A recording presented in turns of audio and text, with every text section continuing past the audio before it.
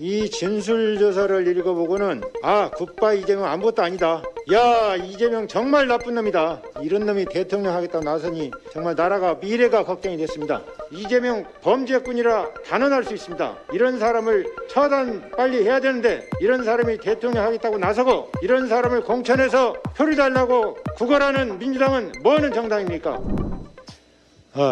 어제 10시 반에 프레스센터에서 제가 기자회견을 하면서 이 구성수 분당 보건소장의 이 진술조서 전체를 공개를 했습니다. 제가 이걸 읽어보고 엄청 충격을 받았습니다. 제가 이 굿바이 이재명이라는 책을 나름대로 진실에 가깝게 최대한 자료를 수집해가지고 쓴다고 썼는데 이 진술조사를 읽어보고는 굿바이 이재명 아무것도 아니다. 야, 이재명 정말 나쁜 놈이다. 이런 놈이 대통령 하겠다고 나서니 정말 나라가 미래가 걱정이 됐습니다. 그래서 국민 여러분들이 잘 읽어보고 투표하시라고 이것을 공개했습니다. 많이 좀 읽어보시기 바라고요. 그다음에 오늘 지금 성남 FC 문제를 지금 적극적으로 이제 문제점을 지적하는 것 같은데 성남 FC의 고발인이 접니다. 제가 2018년 6월 10일 날 고발을 해서 지금 4년이 가까이 됐습니다. 그럼에도 불구하고 아직까지 결론이 나지 않고 있습니다. 경찰에서 3년 넘게 가지고 있다가 지금 넉 달 전쯤 혐의가 없다는 이유로 불송치했고 즉시 이의 신청을 해서 성남지청이 가지고 있는데 아직까지 결론이 나지 않고 있습니다. 저는 법률 전문가입니다. 161억 5천 뇌물자가 분명합니다.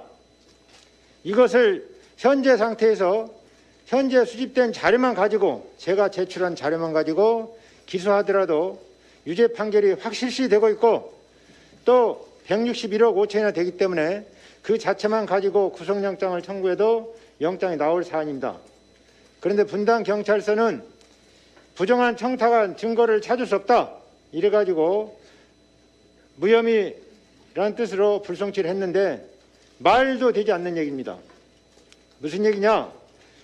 성남FC의 161억 5천이 차병원 33억, 네이버 40억, 두산건설 42억, 농협 36억, 현대백화점 5억, 알파돔시티 5억 5천에서 161억 5천입니다. 그 기업들은 성남시의 인허가권과 직접적인 관계가 있고 그 인허가권 문제가 건수로 정확하게 나타나 있습니다. 예를 들면 하나만 들어보겠습니다. 두산건설 같으면 두산건설이 신분당에 매입했던 병원 용지에 대한 용도 변경 문제가 지속적으로 걸려 있었습니다.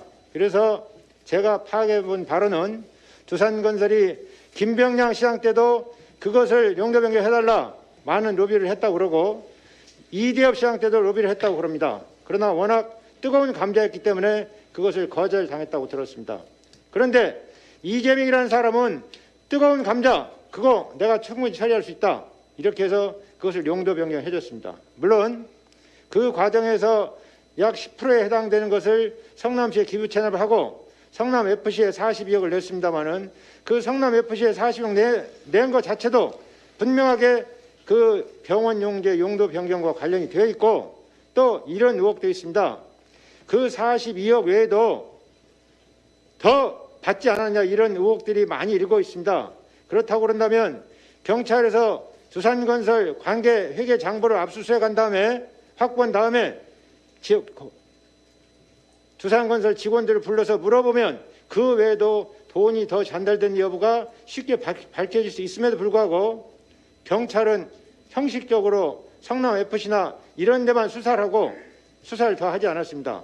그러나 더 갖는 부분이 아니라 하더라도 그 42억은 뇌물죄가 분명합니다. 왜냐? 그것은 병원 용지 용도 변경 문제가 있었기 때문입니다. 그런데 경찰, 검찰 도대체 뭐는 수사기관입니까? 정말 범죄를 처단할 의지가 있는 것인지 정말 묻지 않을 수 없습니다. 그런데 이재명 관련 사건만 그런 것이 아니라 지금까지 문재인 정부에서 보면 여러 가지 것들이 너무너무 많습니다. 이재명 범죄꾼이라 단언할 수 있습니다. 이런 사람을 처단 빨리 해야 되는데 이런 사람이 대통령 하겠다고 나서고 이런 사람을 공천해서 표를 달라고 구걸하는 민주당은 뭐하는 정당입니까? 정말 반성해야 된다고 생각합니다. 네, 이상입니다.